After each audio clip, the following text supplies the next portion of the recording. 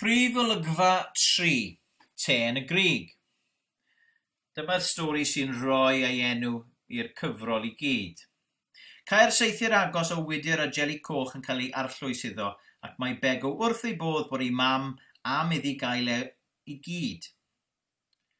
Mae mam wedi cynnig iddi wisgo esgidiau gorau ar gyfer y daith i'r mynydd Grug, ac ymateb cyntaf y plentyn yw dweud y bydd hi fel Mair drws nesaf wedyn. Dim ond yn dy draed gobeithio yw ymateb Elin Griffith.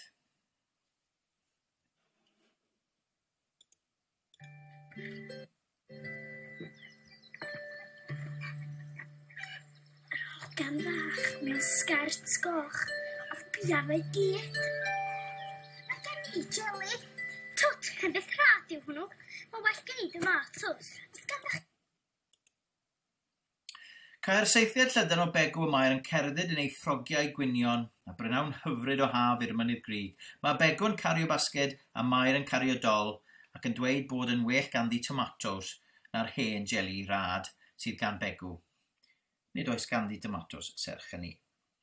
Cae'r cor dramatig wedyn a gwelwn Winnie mewn dillad aniben tywyll yn gwrthgyferbynu'n llwyr ar merched. Chewch chi ddim pasio, mae hi'n dweud. Ac wedyn mae'n ceisio dianc a mae hi yn ei dal nhw a chyhoeddi ei bod am fynd i'r mynydd Grug gyda nhw. Chewch chi ddim pasio.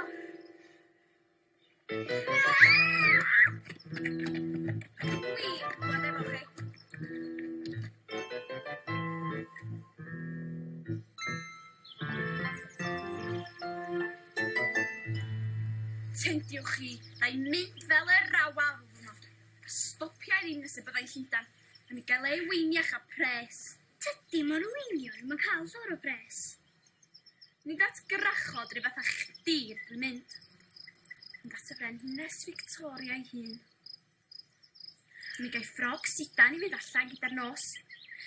A mi gai gariad del efo gwallt crychlyd. Nid rhyw fath ar ein ogia coman sy'n ffordd ma. Farwel i Tom Finney Hadog a'i wraig gan byth bythoedd. Dyma i chi Frenhines Sheba! Gwelwn Winnie yn rhoi'r goron rig ar ei phen fel y Frenhines Victoria ac yn codi ar ei traed noeth budur i ddawnsio a chanu. Mae Begw'n ymuno yn y ddawns tra bod Mair yn dal ei dol a'i gwylio'n ddirmygus. Dwi ddim yn impressed.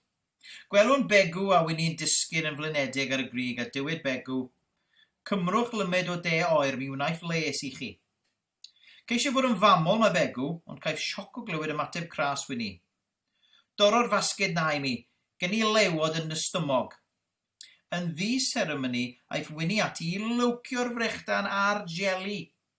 Gwelwn seithiadau agos o wyneb siomedig Begw a'i gwefus isan crynu a thuchefn iddi a Winnie a Winnie. Gwelwn wyneb Mair yn llawn pleser o weld siom Begw.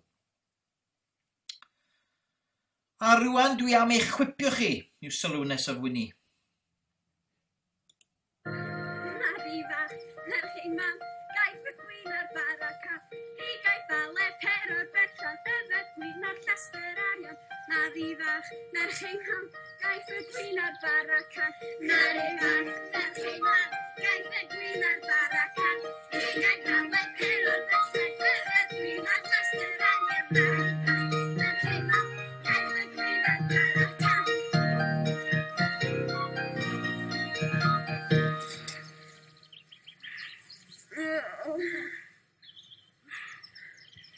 Chlymed o de oer, Winnie.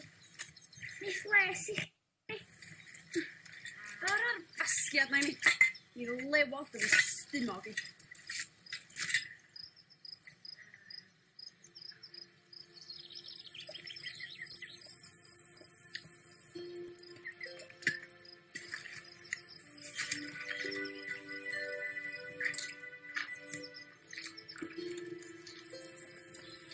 Gawn ni seithiad agos o wyneb Begw wrth iddi weld Winnie Finney Hadog yn llwcio ei jeli i gyd. Adrech ar y seithiad yma. Dyma Begw, dyma Winnie Ffini Hadog tu ôl iddyn nhw. Dyma Mair yn hapus wrth weld siom ar wyneb Begw. A rwan, dwi am chwilio chi.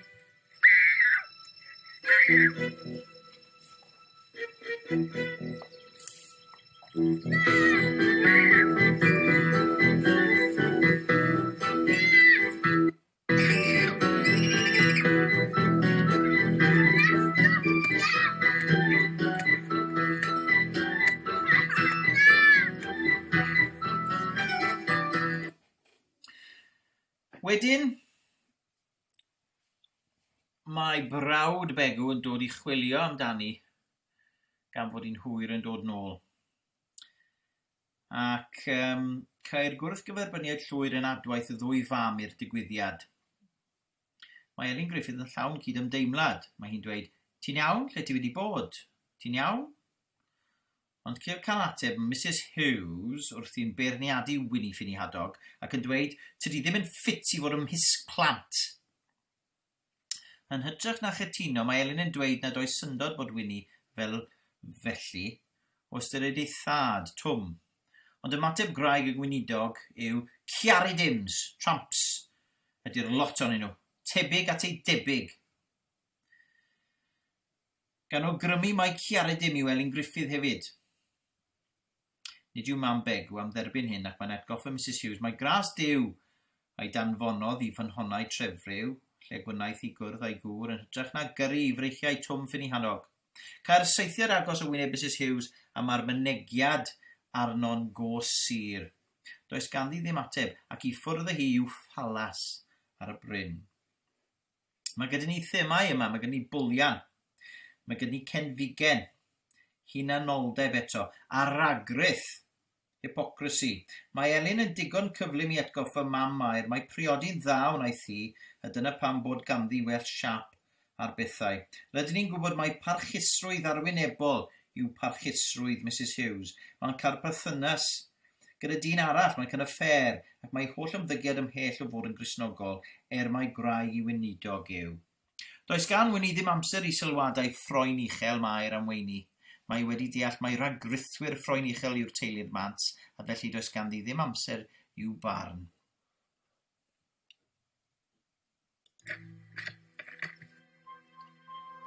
Trwchyn ni eto. Mi ddoliad roi'r Winnie Ffini ac ang glo Elin Griffith. Tydi'n ffit i fod yn ysg plant. Felly nad sa'n plant ni na fawr gwell tas nhw wedi magu fydda hi, Mrs Hughes. Sa cwpl o'n nhw. Tebyg at ei debyg. Wel, mi ddyla chi o bawb wybod, Mrs Hughes. Mae gras Duw a'ch gyrrodd chi ffynhonna trefryw a chyfarfod Mr Hughes ac ni Twm Ffini Hadog.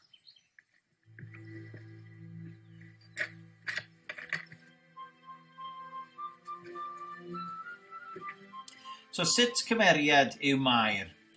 Un slai, tipyn o fabi, sgrechian a redeg, dyna'i mateb hi. Begw, sut cymeriad yw Begw? Un brwdfrydig, agored, ddiniwed. Mae hi'n edmygu Winnie a mwynhau ei chwmni. Breuddwydiol, ond mae'n cael ei siomi yn arw gan ymddygiad Winnie. Winnie ei hun yn bwlian plant iawn ei hi yn dwy'n ei bwyd. Dim parch gyda hi at bobl ragrithiol, hypocritical. Dwi ddim yn teimlo bod angen iddi fod yn garedig at neb gan fod neb yn garedig at ei hi. Mae Winnie yn llawn breuddwydion am ddyfodol gwell.